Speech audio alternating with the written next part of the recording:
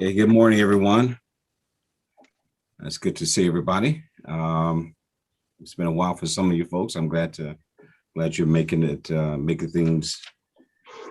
keeping things together in this crazy time of COVID. Even when it ends, it's still crazy. I'd like to call the June 24th meeting of the Nsdp to order. First order of business is approving the minutes of our May 27th meeting.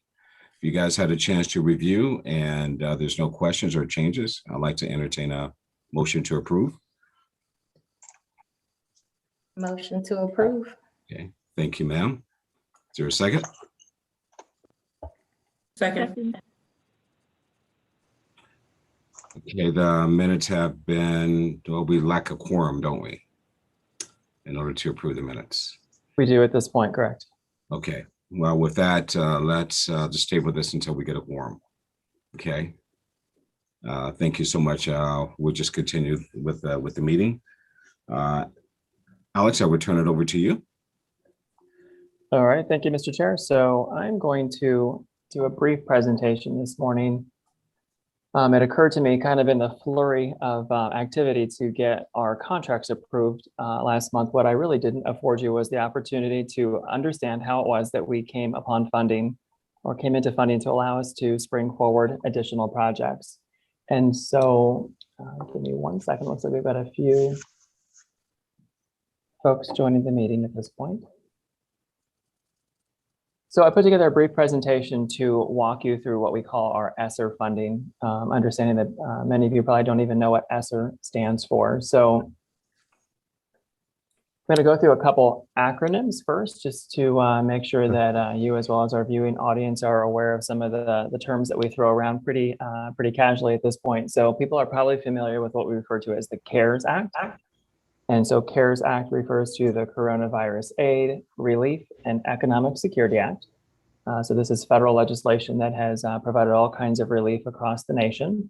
And then if you hear us refer to ESSER, so our district has already been the recipient of ESSER I and ESSER II funds. And I understand the third round, which we call ESSER III, is in the works as we speak. And so ESSER stands for Elementary and Secondary School Emergency Relief. And so these are those funds that were targeted specifically for K-12 organizations such as our own. So I stole this slide from a presentation that our grants team put together for our Finance and Appropriation Committee. And it just kind of outlines all of the different needs that our district has used our ESSER II funding to address across our district. And then I've just used a pin there at the bottom to highlight the portions that are going to be dedicated to the work that you approved those contracts for last month. And that would be the contracts for our criteria engineer, as well as our engineer of record and our construction manager at risk for that first construction manager at risk project that we are going to be springing forward. So that last line item is repairing school facilities, especially ventilation systems, to improve air quality and reduce the spread of COVID. And so just digging into those two items a little more deeply. So this is some of the language that comes directly out of the legislation that authorized those ESSER II funds. So the two big bullet points that really address the work that we are springing forward at this point is school facility repairs and improvements to enable operations of schools to reduce risk of virus transmission and exposure to environmental health hazards and to support student health needs. That second bullet point really gets a little more targeted to the work that we're going to be focusing on as part of the projects that you've seen here recently. And so then I've highlighted in blue the words that really kind of accent the work that we are going to be addressing. So inspection, testing, maintenance, repair, replacement, and upgrade projects to improve the indoor air quality in school facilities, including mechanical and non-mechanical heating, ventilation, and air conditioning systems, filtering, purification and other air cleaning, fans, control systems, and windows and door repair and replacement. So these projects really fit very nicely into that description. And so we've been very fortunate that our district has been able to allocate $44 million of our ESSER II funding for these HVAC repairs. And I think I touched on this when we brought the legislation through for those engineering contracts as well as the CMR contract. But so those 16 facilities are the ones that the district has that still do not have central air conditioning.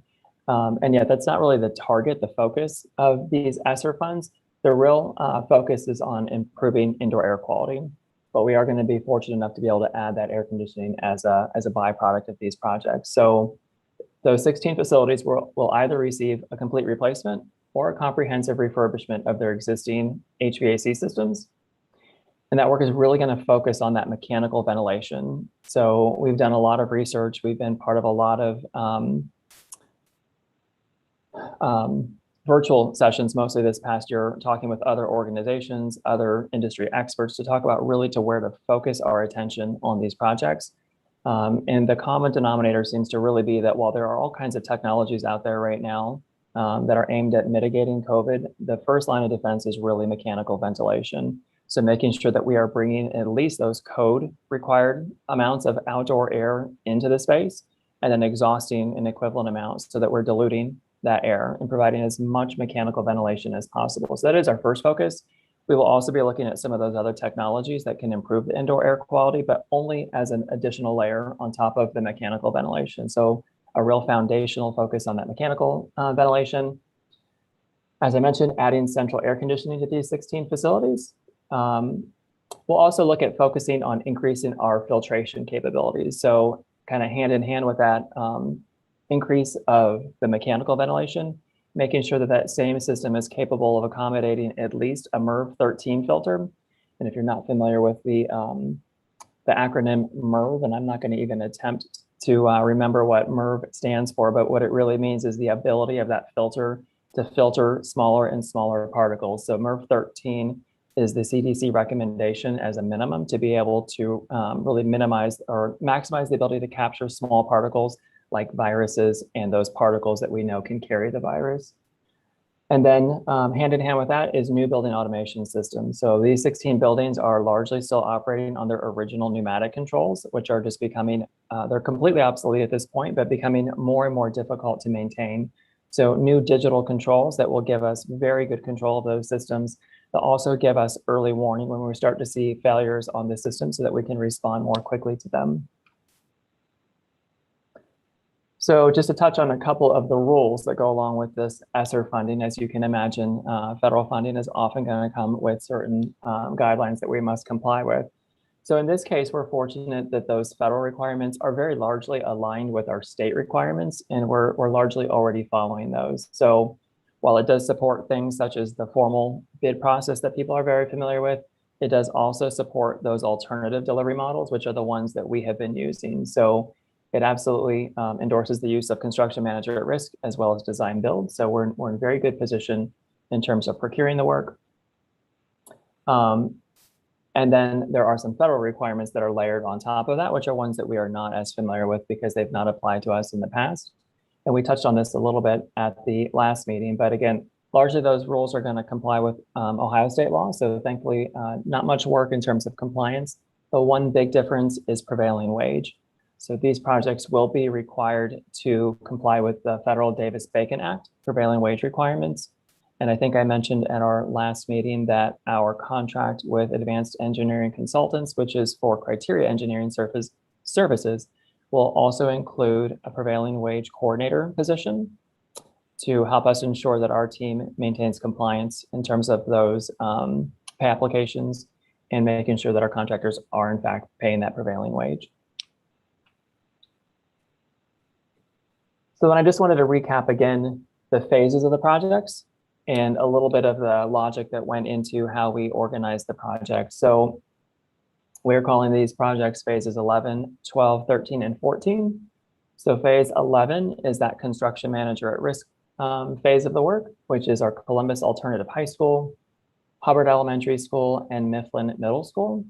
We have our internal team has looked at all 16 of these facilities, and we've been very intentional about putting those 3 facilities into the construction manager at risk phase of the work because they really are our most difficult projects, either because of the historic nature of the buildings, having very tight sites, or just complex buildings, or in some cases, some of those buildings have all 3 of those layered into one project. So really taking those highest level of difficulty projects and putting it into the phase of the work that will really give us the best opportunity to merge the expertise of our engineers with the expertise of our construction managers. So that is why we've got phase 11 with that group of buildings. Phase 12 is Broadley Elementary, Fairwood Elementary, Johnson Park Middle School, and Yorktown Middle School.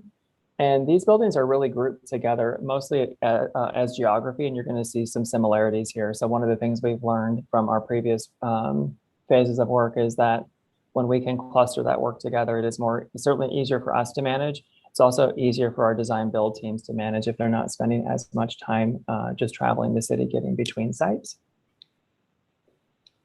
Phase 13, we have broken into 2 groups. So while we say we have 4 phases, there are actually going to be 5 separate contracts, and I'll give you some backstory on the reason for that in just a few minutes. Phase 13A is Valley View Elementary School, Westgate Elementary School, and West Broad Elementary School. And again, if you're familiar with our west side of town, you'll notice that those 3 buildings are clustered very closely together. So again, geography, really the defining factor there. Phase 13B is Westmore Middle School and North Linden Elementary School, and I will explain the rationale for those 2 buildings being in their own phase in just a moment.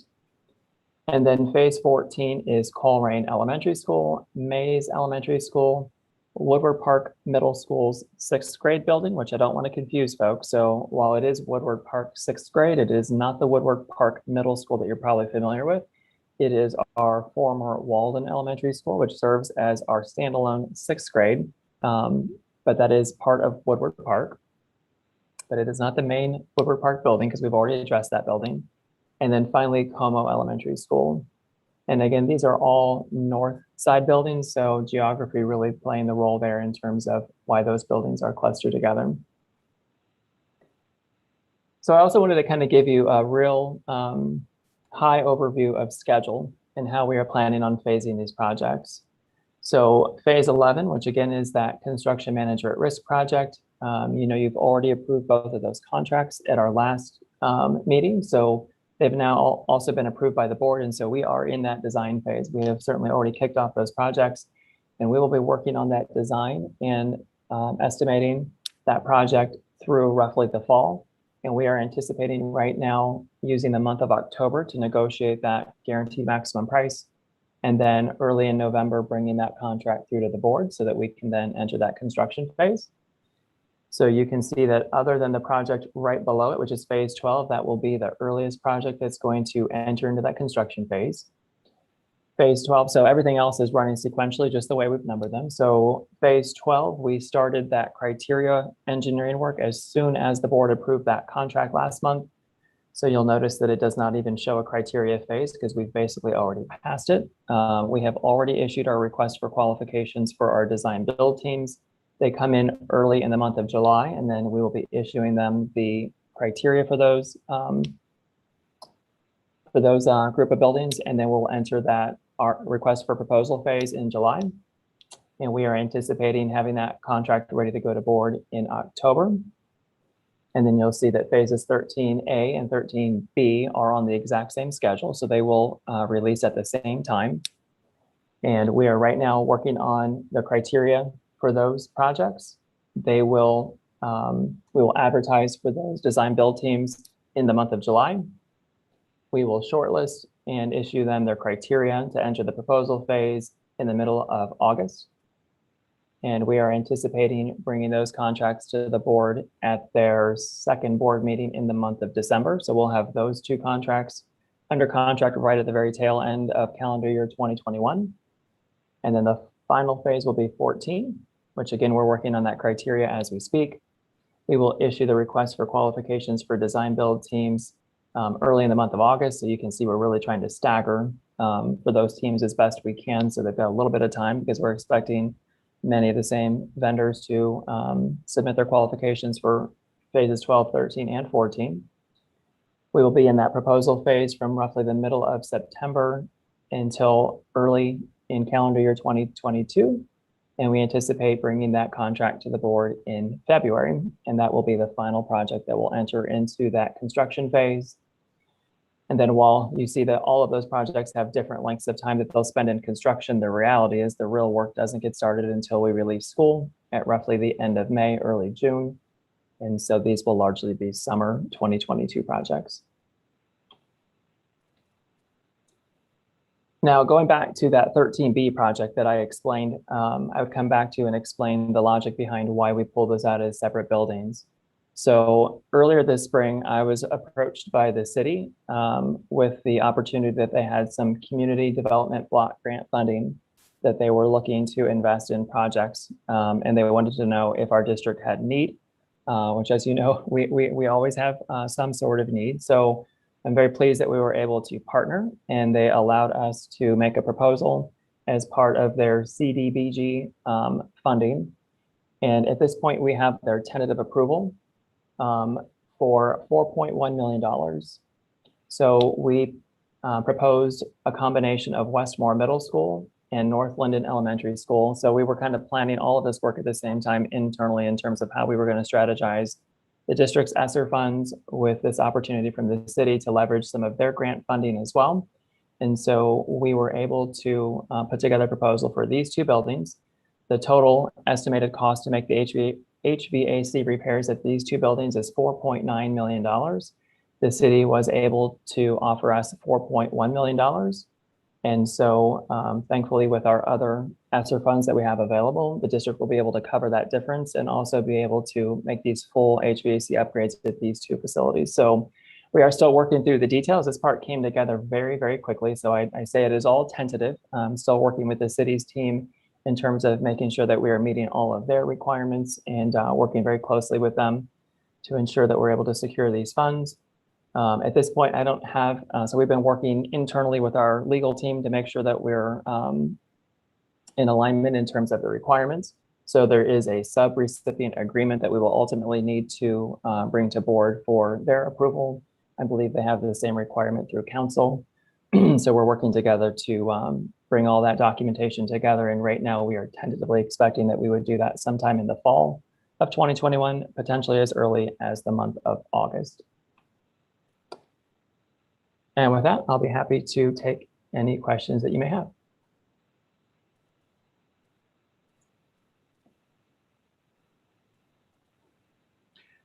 Anyone have any questions or comments of Alex?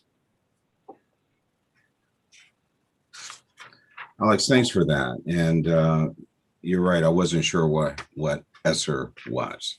So I'm going to own up to that. So, but thank you. That's really informative, and I'm really glad to see that the city itself is stepping in and help with the project. That's I do have a question. Sure. With the schools such as Columbus Alternative Schools, are we sure that the building is going to be able to withstand a totally new HVAC system? I know that it's an older building, but if it's in the plan to rebuild Columbus Alternative or put it in a new school, what are the plans, or how do we engineer that? So if you'll allow me, I'm going to kind of take the opportunity to jump into the kind of, I won't call this part of presentation. It's more maybe an announcement that is a little misplaced on the agenda, but I think very timely. So I'm going to share my screen again really quickly. And Brandon, remind me to make sure I explicitly answer your question, but I think this will kind of go hand in hand with it. So I have not made a presentation specific to our facility master plan yet, because we've really kind of just started to dig into the community engagement aspect. But I want to make sure, so hopefully you're seeing my screen right now. So I want to give everybody the link of how to access our facility master plan website so that you can, number one, see the information yourself if you're interested, but then also direct the public who might come to you and ask these same kinds of questions, how to find the information. So our district's website is ccsoh.us. So if you simply type in ccsoh.us/FMP for facility master plan, that will take you to our district's website for the facilities master plan. So as it is, tonight is actually the last round of meetings for our June engagement. So you'll see that tonight for June 24th, we have Region 1's meeting at 5:30 p.m. and Region 2's meeting at 7:30 p.m. And this has been kind of our pattern, is that we take a week, roughly the third week of each month, depending on how the calendar falls. It could be the fourth week. And all week long, we do community engagement across the entire city. So if you go further down the page, you'll see there is a link to register for the meeting. So if folks are interested in participating, we certainly encourage them to fill out it's a very simple form they fill out. They will get an email with the link to the Zoom meeting. These are live meetings, so the public does absolutely get to participate. That's exactly what we're looking for. And then region by region. So for no particular reason, I'm going to click on region 3. And so there is an overview of how our consultant has set up the facility master planning process for the region. And the process is the same for all 6 regions. You'll see information on our district's portrait of a graduate, which is really kind of the guiding principle behind this facility master plan. How do we make facilities support and engage our students to make sure that we're supporting the portrait of a graduate?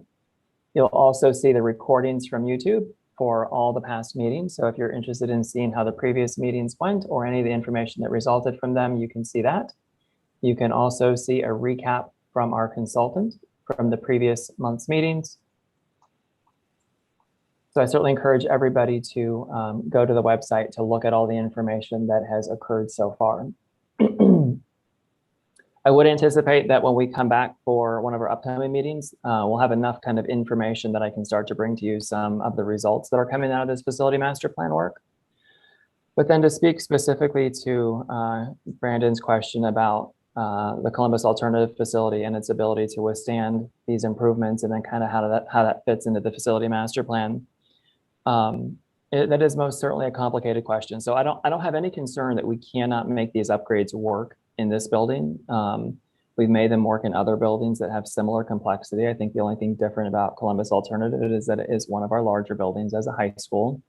If anybody knows the history of that facility, it used to be a combination high school and elementary school. So it is a relatively large building. But I'm not concerned from a technical standpoint that we can't make the upgrade, but I don't think that was necessarily the question. I think the question is, kind of why now? Will these improvements survive a facility master plan? And I think the answers right now are, I'm not entirely sure. One of the things that I think we have very much shifted our mentality on is, so we have these 16 buildings that did not previously receive the HVAC upgrades. And that was really just due to availability of funding.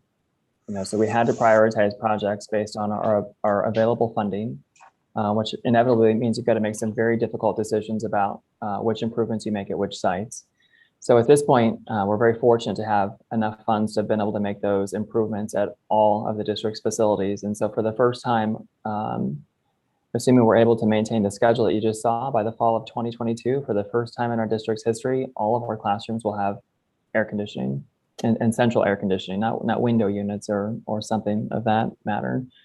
There was a time when we were trying to more closely align when we would make those improvements with facilities, replace them or renovate them versus make these more targeted improvements. And I think what's become more apparent to us is that from an equity standpoint, it's really important that we provide those comparable amenities to all of our students, because the facility master plan is a very long-term plan. So there are certainly some buildings that may get replaced or renovated in the shorter term, but many of them are going to have to wait multiple years. And so in my lifetime, planning projects, 10 years doesn't sound like an incredibly long period of time. But for our families, it's nearly the entire time one of their students would spend in our system. And so really kind of rethinking priorities and focusing on that equity and making sure that all of our teachers, all of our students, all of our families are afforded that same opportunity. And so it's not a simple answer to the question. I don't know that every one of these improvements is going to withstand a renovation of that building, but there's also some opportunity in that as well. So we know that one of the priorities, one of the needs we're going to have to be able to roll out a facility master plan successfully is to have swing space. And so to be able to have opportunities where we can swing our students into buildings that have already had these kinds of upgrades will be a huge improvement to where we were the last time we did our facility master plan work. And we oftentimes had to swing our students into buildings that did not have those same kinds of upgrades. So we're certainly going to have to consider the investments we've made in terms of how we prioritize the work. And it's just one more kind of facet we'll have to work into that overall master plan in terms of how we prioritize projects and how we structure those projects, either to incorporate the work that's already there and the investments we've already made, or whether we'll have to do something different. So I don't know if that exactly answers your question, but that's probably the best way I can answer it right now.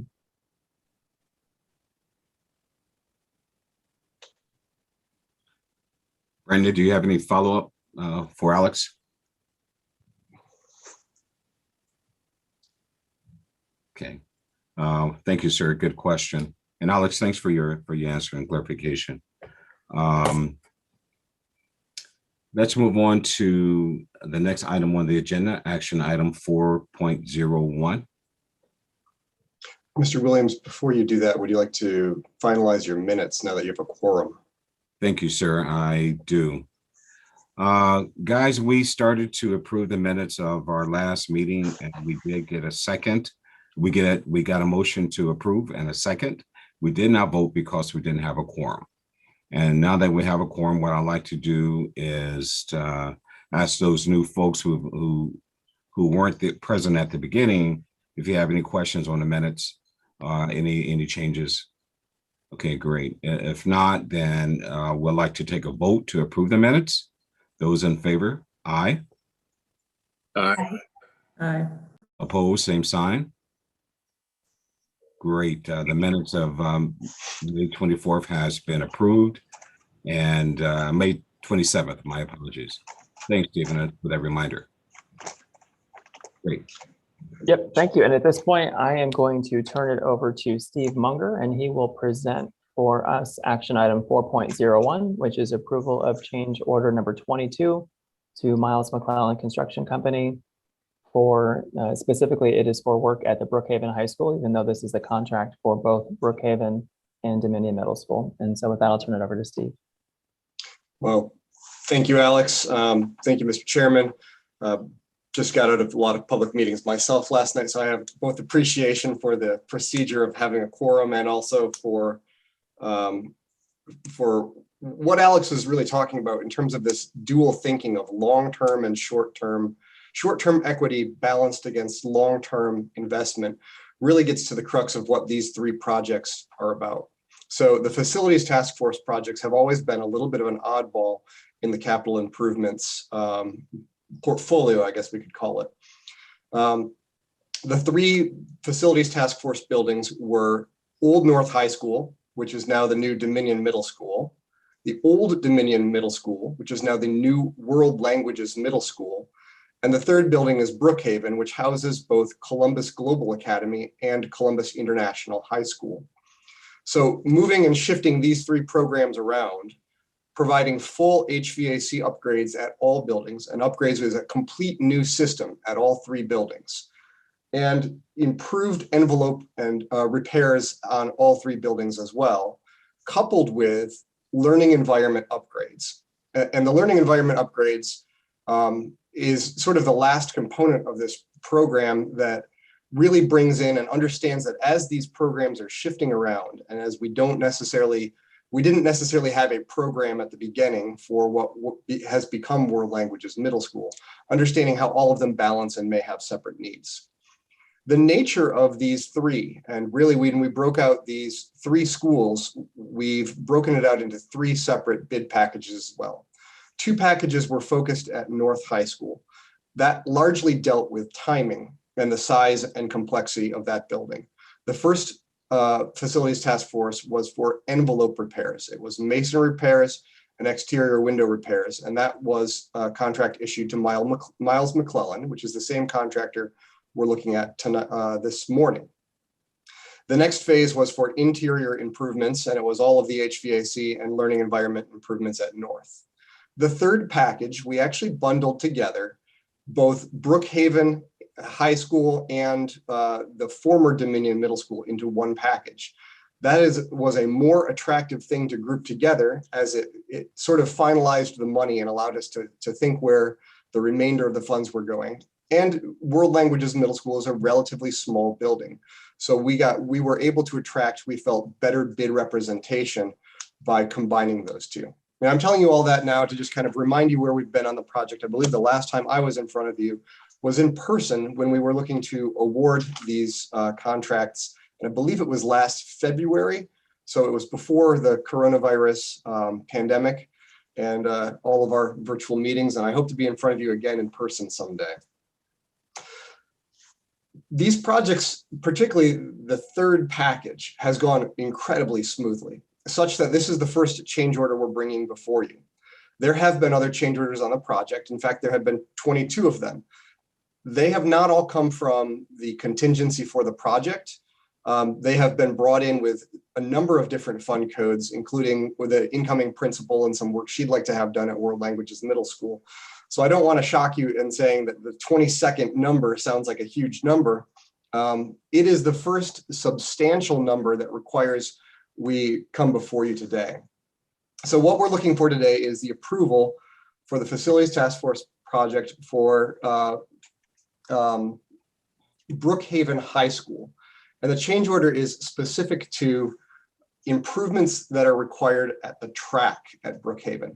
This is a large dollar amount. What we're asking for is $268,944. And that's a substantial number when you start to think about it in the context of a track. As we get into what this is actually a condition that we were unaware existed until such a time as they were doing the work. And I'll show you some images in a second that really show you what we've discovered on here. I know you've done a number of similar sized tracks at other buildings, and the pricing for those tracks tends to come back at about $400,000. The reason this one is lower than comparable tracks is we have already purchased and had in our contract the topping material and the binder agent for the topping material. So we had anticipated that we would need to replace the track surface. When the contractor got out on site to remove the track surface, they anticipated this work was going to take them in the range of 2 to 3 days to remove that topping material. It is generally very bound down and takes a machine that scrapes very slowly off the surface. Their contractor or their subcontractor was able to remove this in under 5 total hours. So a sixth of the total amount of time that they felt that should have been taken to remove something if it were in decent repair. What they've found then, and this is just some overall context, here's Brookhaven, this is the back of the site off of Maze Road. This is approximately 50,000 square feet of surface. So it's a fairly sizable area when we talk about it in overall square feet, and then in cubic yards, it's just a little bit under 3,000 cubic yards. The conditions were, this would be akin to running on potholes.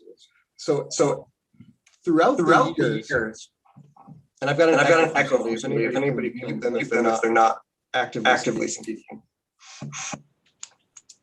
Throughout the years, what has happened is there's an inner ring of concrete that surrounds this track. This seems to be unique to Brookhaven, and it was not a great idea. It probably is original to the 1960s when the building was built.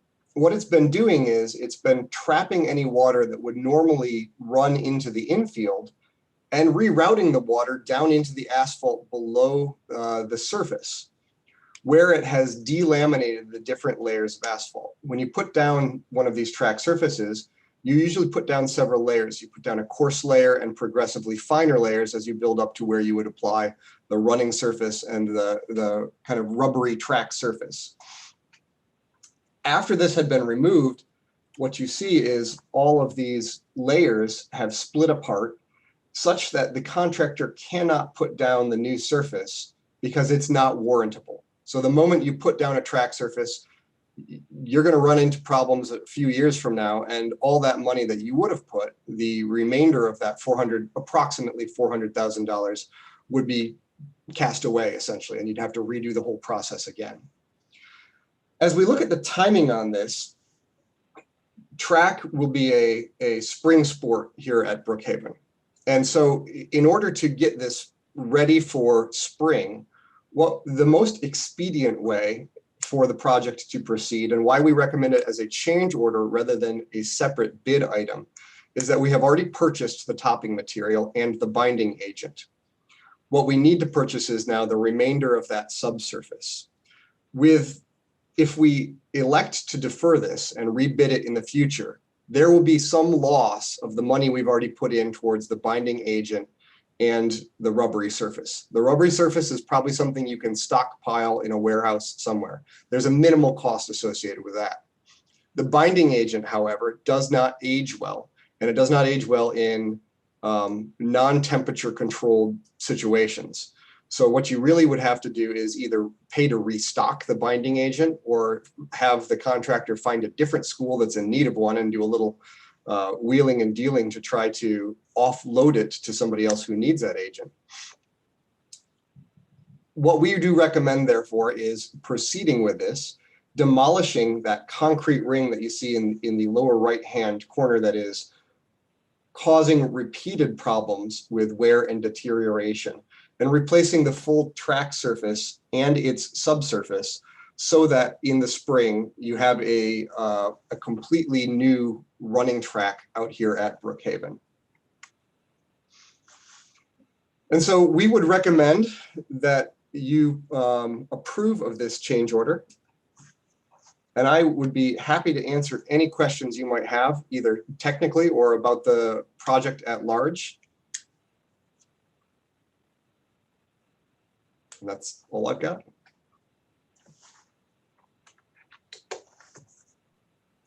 Hey, Steve, thank you so much. That was pretty clear. It's a complex issue, but thank you for your presentation.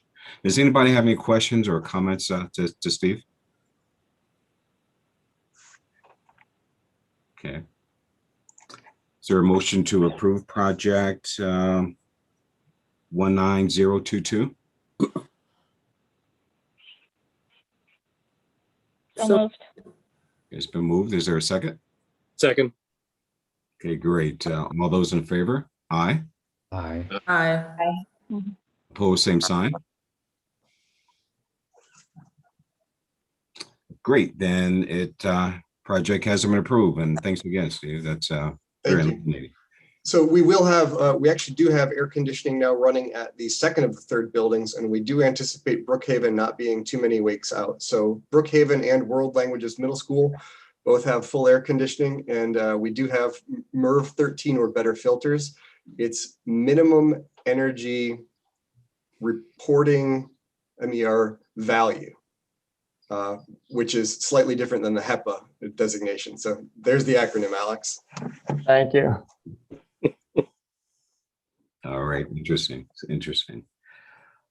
Just a point of order before we close out the meeting. There's an attendee with the initials HERACAK.1. I'd like to know who that is because you voted on some things, and we want to make sure that you're in attendance. Could someone identify themselves? Well, Alex, would you happen to know who that is? Yeah, it is Dr. Patrick Herrick. Okay. Yeah, Thank you. sorry about that. No, not a Just not problem. in a place where I can really use video. I understand. Not a problem at all. We just want to identify you for the record. Great. There's nothing else, any other action items on the agenda. We always like to give time for a representative of the board or the administration to make any comments if you want. With that being said, any comments from a board member or the administration? Maurice, you don't look like you're going to report. You're welcome to. I was being honored to let you go first, but I'll start out, sir. Good morning, everyone. I just want to say thank you for the service and the work that you do to support the school district. I think some good work happened here this morning. It was very informational, and I appreciate the questions that came forward. So as always, thank you for your service. Thank you, Mr. Odom. Appreciate it. And I too want to thank everybody on this committee for your service, for sharing your valuable time and insight so that we can move forward on these improvements in the best way possible and as timely as possible. this committee is going to be helpful as we go forward. We're approaching things differently than in the past, where we've created the profile of a graduate and we're writing the strategic plan now ahead of the facilities master planning. And this committee too will benefit by having that strategic plan, so that what we do here will fit with the strategic plan. We can establish what's valuable and what's not. So appreciate everybody's help and insight, and thank you. Thank you, Mr. Brown. Appreciate your thoughts and your guidance. If I could, I'd like to make a recommendation to our members of the committee to attend one of the meetings on the FMP. It's good to hear what the community is saying, and again, it's very important to our actions to know what's out there and what's being talked about and what people's concerns are, if any. Alex, I have been derelict in my responsibility. I haven't attended any yet, but I would do that. But again, I think it's a good exercise for us to be out there listening and participating in that discussion. Okay. So with that, I will entertain a motion to adjourn. Motion. Thank you, Erica. Second. Second. Okay, it's been moved and seconded to adjourn the meeting. And guys, thank you so much. We're not going to vote. That's an easy one. All right. So I'm going to assume that we said yes. So again, thank you for your attendance, and thank you for your participating. And to the staff, thank you all for presenting the information as you have. Okay. And You're welcome. Thank you, everybody. Talk to you later, guys. Have Be a safe. great day. Take care. Bye now. Goodbye. Bye. Bye.